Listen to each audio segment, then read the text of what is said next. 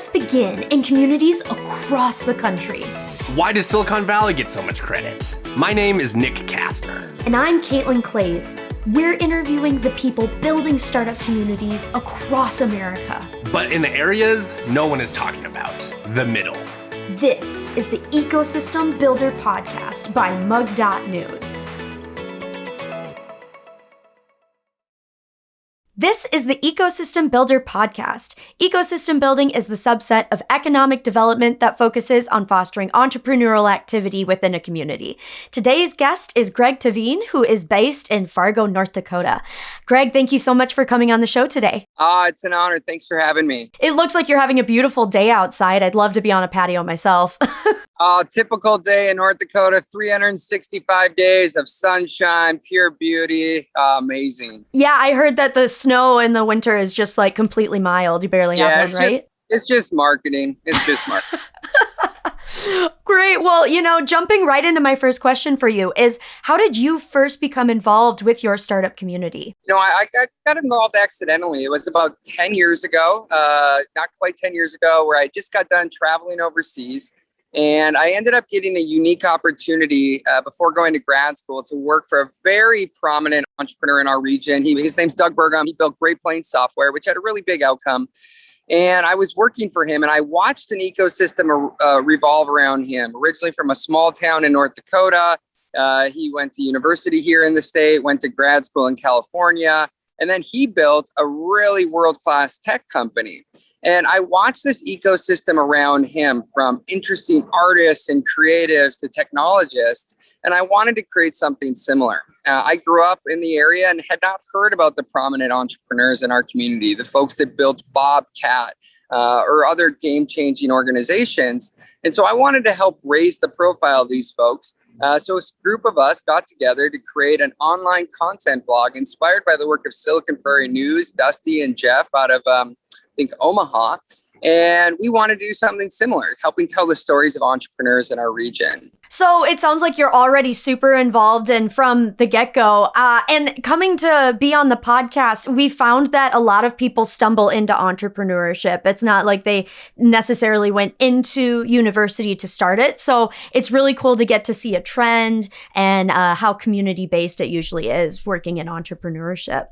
So speaking of community and connecting with people, what is one thing people would not know about your ecosystem in Fargo?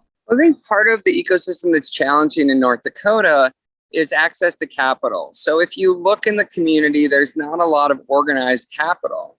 However, there is a tremendous amount of financial resource in the upper Midwest, specifically in Fargo. And we have a unique culture. So very influenced by Scandinavia, a modest culture. It's very rare for folks that are angel investors to say they've been active investing in a deal. It's almost culturally not accepted to promote what you've done. And so from the outside looking in, it's perceived as not a lot of capital in the community. However, there's a tremendous amount of capital. I'm having lunch tomorrow with a guy that he read an article about a local entrepreneur. And he got excited about what they were doing. He was an NDSU student, and through that company's journey, he's invested along the way. Well, just a few weeks ago, that company sold for $9.6 billion. However, very few people would know that this person was an investor because he's not promoting that. So I think one of the things that most people don't understand about Fargo, North Dakota, and I'd imagine it's pretty common across the upper Midwest, is we don't broadcast our engagement. We don't broadcast what everybody has done, which from the outside can be tricky. However, the positive side of that is folks are really humble and they're accessible and they want to build relationships for who they are versus what they've contributed to society. Definitely that Midwest nice is totally coming into play in my head a little bit. Yeah, and we don't know how to tell our own stories. I think one of the great challenges of our community is that we don't know how to tell our story. We're not an overshare culture. We're not broadcasting our results, which has limited us. So then, kind of like in your personal opinion, what do you think would be a way to combat that? So to kind of reframe the mental structure of you're not bragging about yourself, you're informing others about your involvement. What do you think? Yeah. I think help? That's part of why Emerging Prairie exists, to help tell the stories of entrepreneurs. And then when folks come and speak, we ask them to be transparent, use real numbers. I think there's a challenge with false humility where people say, oh, I'm just a small potato farmer. And it's like, well, actually, your organization's the world's largest potato farmer. And I think you have to kind of call out false humility. And we also have to just encourage folks to be direct. It's okay to be successful. It's okay to fail. And the reality is transparency helps us all get better. So those are some very good words of wisdom. So what is a way that you support your community? Is it through like coaching? What's one of the ways that you're really happy to help? Well, I think for me personally, my favorite tool in the toolkit is connecting. So just today, one of the founders in our community is the founder of National Day Calendar. And a large organization wants to do a National Tractor Day. And so putting those folks together, I think the more we can do micro connections, the better. If you look at the history of South by Southwest, I'm pretty sure the founders wanted to make Austin, Texas, the most connected city in the world. And I'm really inspired by that. And so I think one of the things that Emerging Prairie does is we believe in connecting and celebrating the ecosystem. So the more that we can make meaningful introductions that are both positive or positive on both sides, we think good things can happen. We have no desire to have a transaction in the middle, to be somehow connected to the middle of that activity. We just try to share our friends generously. A fun fact, back when I was in high school, we actually had tractor day. And so all the kids would actually drive their tractors to school if their parents allowed them to, and if they had their farming license. It was very specific, but we would park in the tennis courts. So that's a very good highlight memory that it evoked. And it's interesting that you should mention Austin, Texas, because myself and another team member on mug.news is based in Austin. While I am traveling right now, that's typically my home base. So it is cool to hear another voice talking about how Austin is also building, working on being the most communicative and working on that. So then, if someone were considering moving to your community and starting a business, what are they eligible for any local grants? You'd mentioned capital earlier, but what are some other grants? Yeah, the state of North Dakota is really interesting. They've created a program called Innovate ND that has 4 stages. That has grant access for kind of mid to later stage organizations that have a meaningful presence in North Dakota. They have access to the LIFT program, which can be up to $2.5 million of debt financing that has very generous terms for entrepreneurs. And then in the last legislative cycle, the state of North Dakota passed House Bill 1425, which allocates 3% of our legacy fund. So this is a fund created through oil and gas tax revenue that now has $8 billion in that fund. So 3% of that will be invested in early stage equity opportunities for companies. And so they've hired 50 South Capital out of Chicago to deploy that capital. So there's a continuum of opportunity for entrepreneurs considering North Dakota as a home or to have a meaningful presence, from early stage grants to later stage capital. The state has invested heavily, as well as the local markets and the individual investors. So then if someone, again, wanted to move to your community, what should they do first? In your opinion, what would be the first step to get their business rolling? Well, I always think about what type of business it is first. So if it's a local business, I think we can all take a page out of the Peace Corps by coming to the community and listening, watching, observing. For Peace Corps volunteers, they often listen for up to 6 months, and they're just building relationships, listening. However, if somebody's building kind of a growth-oriented business, a national problem that they're trying to solve, I think the first thing to do is call John Mahacek at the Greater Fargo Moorhead EDC. He's an alumni of your show, and he's a great navigator. I would advocate to get connected to the community, showing up at events. Emerging Prairie hosts events. There's a series of other events that are available. But I think engagement. Our organization has a thought that entrepreneurs need 3 things. They need access to each other, they need platforms to share their work, and they need customers. We're really good at the first 2, connecting entrepreneurs to each other and creating platforms for others. So that's where we can contribute. But I think the big part of it is showing up. I would highly recommend anybody coming to the Red River Market. It's our Saturday farmers market with thousands upon thousands of people. A great way to meet local small businesses as well as just community members at large. So you'd mentioned going to events and then connecting with people. What is one of the best ways people can find those events to attend? Where can they find those? Are there postings? Where would you recommend taking a look? So John Mahacek runs our local curated weekly startup email list. Emerging Prairie, our organization, has an email list that goes out every single Monday morning for events and activities.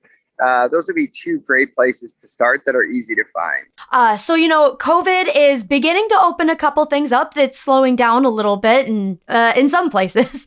But my question for you is, are there any coffee shops that entrepreneurs go to hang out in your area? Yeah, I would say almost all of them. Downtown has a really robust scene. So we have a brand new hotel called the Jasper where entrepreneurs have found. Young Blood Coffee is a world-class coffee shop. Which is a great place to get caffeinated. There's Black Coffee downtown, Atomic Coffee. We're pretty strong on coffee shop access in the downtown. The beauty of Fargo, my favorite thing is when someone comes to town, is just to walk them around and introduce them to people. So just a little walking tour at lunch or in the morning when people are having coffee. And one of the things that folks will find when they come to visit Fargo, and we hope you do, is just how outgoing and welcoming folks are. They want to get to know folks. They want to share friends. We're 50th out of 50 for tourism. So when folks come, we're excited. And so folks are generally really, really eager to share and connect. Absolutely. So another way that people can run into each other is co-working spaces. Do you have any recommendations of co-working spaces in the area? Yeah, so there's two co-working opportunities that are formalized in Fargo. So there's the Prairie Den, which is on Broadway. So that's right in the heart of our city. And then in an emerging neighborhood just west of downtown there's Rail Yard. And it's right next to Drecker Brewhalla, which is this incredible brewery where you walk into this brewery and you feel like you're in a movie set. It's just gorgeous. It's stunning. And there's a co-working space right by it. So there's different, if you're somebody who likes to be in the heart of the city, the Prairie Den's probably really good for you. But if you'd like to be just a little bit off in an up and coming neighborhood, Rail Yard is centered right in where the energy is building for the creative community. Oh my gosh, fantastic. Great real estate going back and forth. That sounds so much fun. You are the first guest to mention like some sort of brewery. We've heard ones other than a coffee shop. One was a gelato shop in, where was it? St. Louis. So it's really cool to get to hear different communities' options other than coffee. So very cool, very cool. So already you've mentioned a couple entrepreneurs and successful people that you've worked with. So I wanted to ask then, is there any additional successful or notable startups from your community? So one of the co-founders of Emerging Prairie is Jake Jornstead. And I met Jake when he was 22 years old. He was raising his hand, asking my boss at the time, Doug Burgum, all these questions. And I got to know Jake, and I think he's got a unique story. He started in solutions, so solving problems for folks that wanted to build mobile apps. Then he got focused on agriculture, and now he has Bushel. So he's a young guy, 31 years old. He's got well over 200 employees. They are digitizing agriculture, and Jake is a former RA. He's a community builder, and he's a CEO.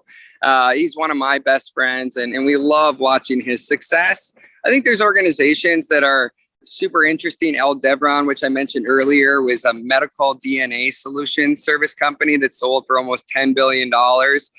They were absolutely critical in the success of the vaccination rates in the world with the mRNA, I think. I don't know. You can correct me on that. But there's other companies that are super interesting. BNG is growing really fast in town. There's earlier stage companies like 701X, which is a livestock technology company. There's Peter Schott with Genesis Feed Technology. There's a lot of digitization in agriculture. We've had some fun exits recently. Nick Horab at Harvest Profit just sold to John Deere. Is a smaller business. So there's definitely a percolation of earlier stage technology companies, maybe not quite at the scale of so many other places. But keep in mind, we're a community of 200,000 people, and North Dakota is just under 800,000 total folks. So it's a smaller community, but there's definitely a collaboration that is kind of an underbelly of all the activity. So with community building and you have 200,000, smaller community, how do you include diversity within your ecosystem? Well, I think early in our journey, one of our founders was vegan. So right away, we always had vegan food at it. And it shifted our thinking about how do you design to be most accessible versus design for the majority and then ask the minority to adjust. So we've monitored our speaker selection. So we work really hard on gender balance on speaker selection.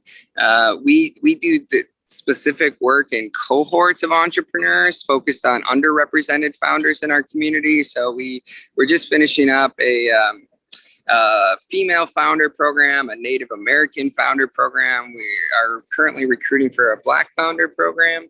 And so we work really, really hard to reduce barriers. And diversity it's a challenging topic. As a white, middle-class, Christian, heterosexual male, I've got a lot of learning to do. And so we seek guidance from others. I was just meeting with an Indian American executive in town talking about reducing barriers for the students in his schools. So there's the financial diversity opportunities, there's the race, there's the identity. We are completely imperfect, but we are working hard to reduce barriers for others to participate. And not just participate, but contribute in meaningful ways, giving them the microphone, giving them access to resources, working harder to find folks to contribute to what we're doing. Mm-hmm. It sounds like you all are working very hard with empowering people. And I think that's really cool to hear how Fargo is reaching those points. And I think it's also very humbling to hear that you're saying that we have a work to do, but these are the steps that we're taking to get to where we want to be. So are there any news outlets, podcasts, blogs that you recommend that people listen to about either Fargo or entrepreneurship? Where's your head at with that? I would say that's an opportunity for an entrepreneur to come into our community and solve it. Emerging Prairie originally started as a news content outlet, and quickly we moved into events and bringing people together. I think it's an opportunity for an organization like yours or others to dive in and help tell the stories.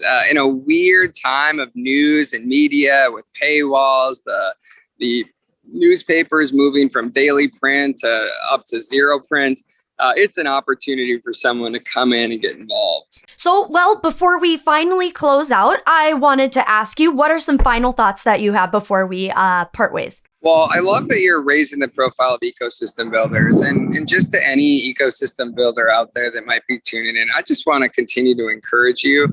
I've been at this for over 10 years. This is a lot of seed planting that takes a really, really long time. My point of view is some of the most valuable work we will ever do will never be recognized, will never be noticed, but hopefully you just take some encouragement from the ability that you contributed. The other thing is just in North Dakota in general, we're working on the Grand Farm project, which is trying to support advanced technology in agriculture.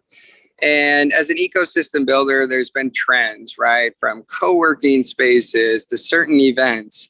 We took an approach of asking our community, what's our major?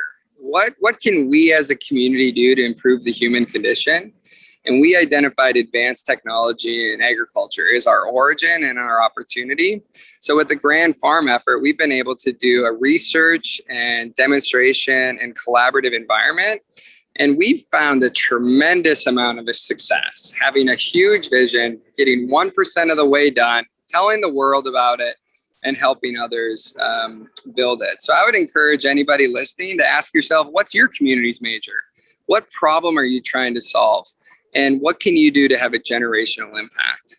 It's stimulated our organization. It's brought a lot of new partnerships and collaboration, and it's been a lot of fun. Well, Greg, thank you so much for your insight and your energy talking about the show. It was really cool to get to hear your input about Fargo. So thank you so much for coming onto the show. And I'm going to go connect with my co-host and talk about what we've discussed. All right. Well, hey, thanks so much for having me today. Now that we've learned about an ecosystem from a person who's building it, I'm going to link back up with Nick to clarify on some jargon and take a deeper dive into this ecosystem. Caitlin, how was your conversation with Greg? Greg was awesome to talk to. We started off the episode strong with a little bit of humor. So that was pretty funny talking about, yes, Fargo, it's known for its mild winters and, really relaxed there. So he was really fun to talk to, very high energy. So I've got a lot of takeaways, so it's cool to get started. Yes. Have you ever been to North Dakota? I think I've driven through there. I was pretty young, so I really didn't get the full Fargo experience, Yes, yeah, I never have, but it's a pretty unique place. People don't think to go there very often. So I'm sure it was fascinating talking to Greg and learning more. What were some of your biggest takeaways? Well, one of my biggest takeaways was just his high energy, and then reaffirming. This is the big one. Reaffirming that there are multiple paths to get where you want to succeed. So you can definitely go to college. That's an option. Another one is getting started in something that you're really passionate about, and then working your way up and finding your different pathways. So that was definitely big. I know as a young person, it's how do I get where I want to go? And I'm not doing it right. Oh, shoot, I didn't get X, Y, and Z accomplished like my other peers. So it was really cool to hear his perspective on, again, there's different ways to get there. Don't stress yourself out. Was there anything you had to look up after? Not this time, not too much, except for I did look into Emerging Prairie and just a little bit. I'd love to dive deeper into what they do, but community building seems like such a core value of theirs. And so it was really easy to navigate their website. So I would definitely recommend people checking that out to get more information. Yes, absolutely. And was there anything else you wanted to touch on, or any big takeaways, Caitlin? Well, I did want to ask you is what has your experience been with navigating, finding your passion? Have you ever had that fear of oh, my peers are doing this, should I be doing that? Yeah, yes. I think that's a very common thing among young people, I would say. And I definitely I was actually talking to some buddies last night about it, that I am very big in enjoying what you do. And there's so many people, and I'm sure you know people as well, Caitlin, who just hate their day job. And I'm lucky enough to really, really like I'm excited to wake up and go to work every day. So I think that is important, and finding fulfillment in the different things you do, both activities and for work, but also relationships. That's been a big thing of is a relationship fulfilling me, or is it draining me? And if it's draining me, evaluate that, and then shift your energy to relationships that fill your cup. And same with activities and what you do for work. And the advice I was given, and it's from some book that I won't be able to recall what book it is, but so if you think of if you think of things in a Venn diagram, 3 circles of things you love to do, things you're really good at, and the things people will pay you to do, you should try to find a career that intersects all 3 of those. So what are you good at? What do you love to do? And what will people pay? What will people pay you to do? So that's been a really good, I guess, guiding metric or advice as I have started my career and gotten going. Wow, that is also that is great advice. That's definitely a great perspective. I know I'm gonna think about that after. That's really cool. And then I guess before we close out, my other takeaway was just that Midwesterners are very kind of humble people, and Greg touched on this where Midwesterners don't like to talk about themselves because they fear of boasting, seeming like they're full of themselves. But he had a great perspective on how to not think of it as that way, but think of it as sharing about what you do. And that way you can in turn help other people. And so if they know what you've done, then they can relate to you. And then you can see where you go from there. And that was something that I know personally I've struggled with. It's I don't want to seem like I'm bragging, but it's from sharing those experiences that you get to make more connections. Yes, absolutely. It's very Midwestern. It's as Midwestern as the term ope, which I catch myself saying all the time. But yes, I absolutely see what you're saying. If there's nothing else, Caitlin, can I go ahead and read us out? Yeah, absolutely. Go for it. Perfect. Well, thank you for listening to today's episode of the Ecosystem Builder Podcast, which is a product of mug.news and hosted by myself, Nick Kastner, and my wonderful co-host, Caitlin Clays. If you have any questions about today's episode, connect with us on Twitter at Nick Kastner, at Clays Creates, or at mug.news official. If you enjoyed this episode, please leave a review on Apple Podcasts and share with your friends. We release episodes every single Wednesday morning, so make sure to follow so you don't miss a beat. See you next time.